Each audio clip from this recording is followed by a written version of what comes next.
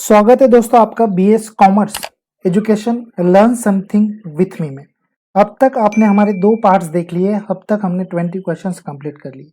जी हाँ दोस्तों, जैसा कि आपने थंबनेल में देखा, डीटीएल, एमकॉम, सेट एग्जामिनेशन और टीवाई बीकॉम, इनकी एग्जाम्स होने वाली है आने वाले कुछ ही दिनों में। तो उनके लिए हम लोग इनकम टैक्स एक्ट 1961 के तहत एमसीक्यूज लेके आए हैं। अब तक हमने 2 पार्ट कंप्लीट कर लिए। आपने उन पार्ट्स को लाइक किया है, वीडियोस को शेयर किया है। अब हम थर्ड पार्ट देखने वाले हैं, तो चलिए वीडियो को स्टार्ट करते हैं दोस्तों। Question number 21, TDS stands for. बहुत ही आसान सा सवाल, 101% आपने जवाब दे दिया होगा, फिर भी ऑप्शन देख लेते हैं। Tax deduction system, B tax donation system, tax deducted at source, tax deduction sources. Time starts now. दोस्तों बिल्कुल गड़बड़ ना करें आंसर देने के लिए। कई बार क्या होता है कि हमें वहाँ पर कुछ स्पेलिंग मिस्टेक दी जाती है या फिर कुछ इधर का उधर पार्ट मिसमैच किया जाता है, तो हम लोग ठीक से पढ़ते नहीं है, हम लोग डायरेक्ट टिक कर देते हैं और वहाँ पर हमारा आंसर गलत हो जाता है। दोस्तों एक बात ध्यान में रखिए दोस्तों, कभी भी यहाँ पर ऑप्शन क्या है हमारे, tax deduction system, tax donation system, tax deducted at source, tax deduction sources. Time up. Answer is C. जी हाँ दोस्तों, टैक्स डिडक्टेड एट सोर्सेस, ये हमारे टीडीएस का फुल फॉर्म है। क्वेश्चन नंबर 22 के ऊपर मूव ऑन करते हैं। Pan stands for. बिल्कुल भी गड़बड़ ना करें दोस्तों आंसर देने के लिए। B, C, D. Time starts now. Option ये है permanent account holder number, permanent account number, permanent accounting holder number या फिर प्रेजेंट अकाउंट नंबर। जी हाँ दोस्तों, आप कमेंट करके आंसर दे दीजिए। कमेंट करेंगे तो भाई मुझे भी पता चलेगा कि आप लोग वीडियोस को देख रहे हैं। हालांकि कई लोग फॉरवर्ड करके ही देख लेते हैं आंसर फटाफट। आंसर देखते हैं, आंसर बी। जी हाँ दोस्तों, जैसा कि आपने कहा, आपने 101% ठीक से आंसर यहाँ पर दिया है, परमानेंट अकाउंट नंबर। जी हाँ दोस्तों, पैन का फुल फॉर्म होता है permanent account number. Move on करते हैं नेक्स्ट क्वेश्चन के ऊपर। क्वेश्चन नंबर 23, क्वेश्चन बहुत ही लंबा है, ठीक से पढ़िए और आंसर दीजिए। Options are, time starts now. This is a 10-digit alphanumerical number issued by income tax department to every individual person who applied। जो अप्लाइड करेगा खुद से, कहाँ पर, डिपार्टमेंट ऑफ इनकम टैक्स में, ये 10 डिजिट अल्फा न्यूमेरिकल नंबर के लिए उसको क्या कहा जाता है? जैसा कि आपने आंसर दे ही दिया। जी हाँ दोस्तों, पैन उसको कहा जाता है। तो ये एक बात आपको पता होनी चाहिए कि ये 10 डिजिट अल्फा न्यूमेरिकल नंबर होता है। इंडिविजुअल अप्लाई करना पड़ता है पर्सन को इनकम टैक्स डिपार्टमेंट में। मूव ऑन करते हैं नेक्स्ट क्वेश्चन के ऊपर दोस्तों। बिल्कुल भी फटाफट हम लोग क्वेश्चन देखने वाले हैं। 24 number question, new series of pan is derived from which section of income tax act. ये क्वेश्चन हालांकि थोड़ा ट्रिकी है। Time starts now. New series of pan, pan की जो नई सीरीज अभी आई है वो डिराइव करती है हमारे कौन से सेक्शन से, इनकम टैक्स एक्ट के, इनकम टैक्स एक्ट 1961 के कौन से सेक्शन से वो डिराइव करती है, आती है पैन की। जी हाँ दोस्तों, 140, 139, 139C, 139A, and the answer is 2, 1 goes D। जी हाँ दोस्तों, न्यू सीरीज जो हमारी पैन की अभी आ रही है, मतलब अभी है, वो है हमारी इनकम टैक्स एक्ट 1961 के सेक्शन 139A के तहत। दोस्तों 101% ऐसे कुछ ट्रिकी सवाल आने ही वाले हैं। मूव ऑन करते हैं नेक्स्ट क्वेश्चन के ऊपर डायरेक्टली। क्वेश्चन नंबर 25 देखते हैं। सैलरी डज नॉट इंक्लूड्स कहा गया है। ऑप्शन देखते हैं, ए फीस एडिशन टू सैलरी, यहाँ पर स्पेलिंग मिस्टेक है, इतनी बात तो आप पकड़ ही सकते हैं। नंबर बी देखते हैं, any gratuity, any annuity or a pension, D, advance salary, E, only D. Time starts, okay, none of the above, time starts now. Salary does not include, salary में ये चीज इंक्लूड नहीं होती है, कौन से वाली, fees, additions to salary, any gratuity, any annuity और पेंशन, एडवांस सैलरी, या फिर ओनली डी, एडवांस सैलरी, ये चीज सैलरी में इंक्लूड नहीं होती है क्या? आंसर दे दीजिए दोस्तों फटाक से, शायद आपने आंसर दे दिया होगा, चलिए देख लेते हैं फिर आंसर है, and the answer is here, answer is F. जी हाँ दोस्तों, नन ऑफ दिस, हमारी सैलरी में वो सारी चीज़ें इंक्लूड हो जाती है जहाँ पर हम ये कह सकते हैं कि भाई कुछ भी फीस हमारी सैलरी में अगर एडिशन होती है तो वो हमारी सैलरी कही जाएगी। कोई भी अगर ग्रेचुइटी की अमाउंट मुझे मिलती है तो वो मेरी सैलरी कही जाएगी। कोई भी एन्युटी की अमाउंट या फिर पेंशन की अमाउंट मुझे मिलती है तो वो मेरी सैलरी में इंक्लूड की जाएगी, मेरी सैलरी में उसको पकड़ा जाएगा। या फिर एडवांस सैलरी अगर मैंने ली है तो वो भी हमारी सैलरी में कंसिडर किया जाएगा। इसलिए नन ऑफ दिस, जी हाँ दोस्तों, इनमें से कोई भी आंसर नहीं है।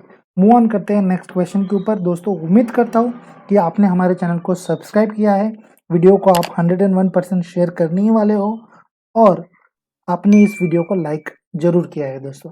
क्वेश्चन नंबर 26 देखते हैं। Salary includes under section 17 into the bracket 1 is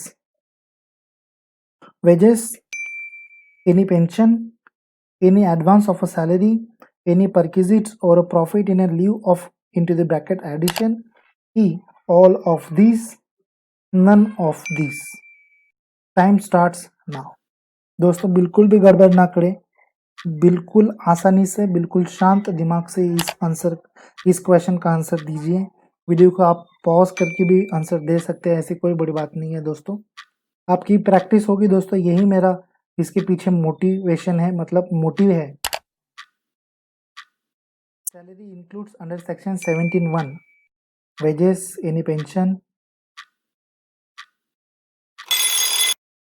answer is here, answer is E, all of this. जी है दोस्तों, सैलरी में इंक्लूड होते हैं हमारे अंडर सेक्शन 17(1) के तहत में।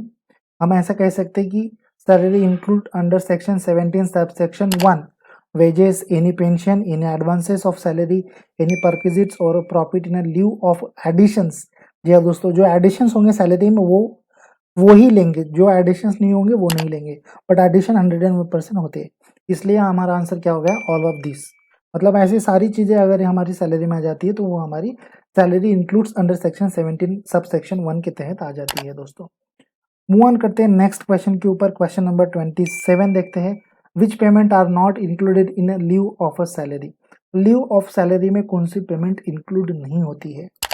Options are death sum retirement gratuity, payment in a competition of a pension, HRA, all of this, and the time starts now. Which payment are not included in a lieu of a salary?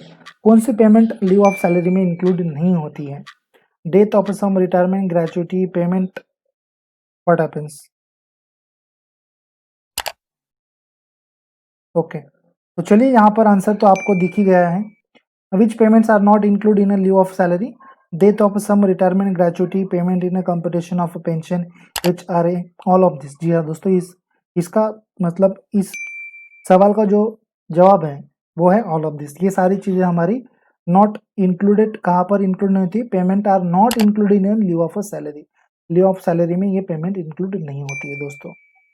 Move on करते हैं next question के ऊपर। Question number 28 देखते हैं। Which purpose salary is calculated as BS, BS मतलब basic salary plus DA, DA मतलब dearness allowances if admissible into the bracket plus commission into the bracket fix percentage. Options देखते हैं। HRA, employer contribution to recognise provident fund, gratuity time, only leave encashment, only A and B, all of the above, and the time starts now. दिमाग को थोड़ा सा ठंडा कर लीजिए, बर्फ मत रखिए दोस्तों ठंडा करने के लिए, वहां पर दिमाग ठंडा नहीं होता है फिर।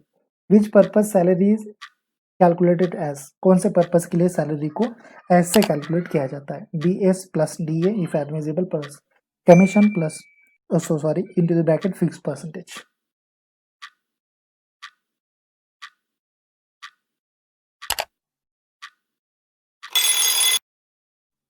दिस इज द आंसर है। जी हाँ दोस्तों, यदि अगर आपने कैलकुलेशन का पार्ट ठीक से किया होगा, कैलकुलेशन आपको अगर ठीक से आता होगा तो आपको ये चीज़ पता होगी कि हम लोग ऐसे कौन से पर्पस पर ऐसे टाइम मतलब कौन से पर्पस पर ऐसे सैलरी कैलकुलेट करते हैं, जो कि यहाँ पर बताया गया है कि बेसिक सैलरी प्लस डीए हम लोग लेंगे, अगर एडमिसिबल है कमीशन हम लोग वहाँ पर ऐड करेंगे, अगर वो फिक्स्ड और परसेंटेज है तो। जी हाँ दोस्तों, एचआरए के टाइम पर हम लोग ऐसे सैलरी कैलकुलेट करते हैं। Employer contribution to recognise provident fund हम लोग जब कैलकुलेट करेंगे तब भी हम ये चीज़ वहाँ पर कैलकुलेट मतलब ऐसे सैलरी कैलकुलेट करते हैं। ग्रेचुटी की अगर अमाउंट हम लोग कैलकुलेशन करें तब ग्रेचुटी के टाइम पर भी मुझे ऐसे सैलरी कैलकुलेट करनी पड़ती है, या फिर लीव इनकैशमेंट के टाइम पर भी मुझे ऐसी सैलरी कैलकुलेशन करनी पड़ती है दोस्तों। इसकी वजह से यहाँ पर आंसर बन जाता है हमारा ऑल ऑफ दी अबव। दोस्तों क्वेश्चन 29 नंबर देख लेते हैं दोस्तों। Find odd one out in a fully taxable allowances. Fully taxable allowances में कौन सी चीज नहीं आती है? Basic salary, bonus, commission, transfer allowances, meal allowances, only D and E, only number G, none of the above. The time starts now. Question को ठीक से पढ़िए, क्वेश्चन के ऑप्शंस को ठीक से देखिए, क्वेश्चन के ऑप्शंस को देखने के बाद में फिर से क्वेश्चंस को पढ़िए कि क्वेश्चन में पूछा क्या गया है। चलिए हम फिर से देख लेते हैं क्वेश्चन क्या है। Find odd one out in a fully taxable allowances. Fully taxable allowances में क्या नहीं आता है, मतलब यहाँ पर ऑड वन आउट हमें फाइंड आउट करना है। यहाँ पर टाइम खत्म होता हुआ हमारा 5 4 3 2 1 गोज टू द आंसर है नंबर जी। जी हाँ दोस्तों, जी हमारा नन ऑफ द अबो।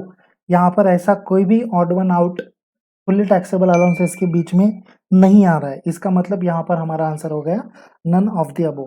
तो यहाँ पर हम ये कह सकते हैं कि फुल्ली टैक्सेबल अलाउंसेस कौन से होते हैं। बेसिक सैलरी हमारी फुल्ली टैक्सेबल अलाउंस है, बोनस है, कमीशन है, ट्रांसफर अलाउंसेस है, मील अलाउंसेस है, ये सारी चीज़ें हमारी फुल्ली टैक्सेबल अलाउंसेस के अंदर में आ जाती है दोस्तों।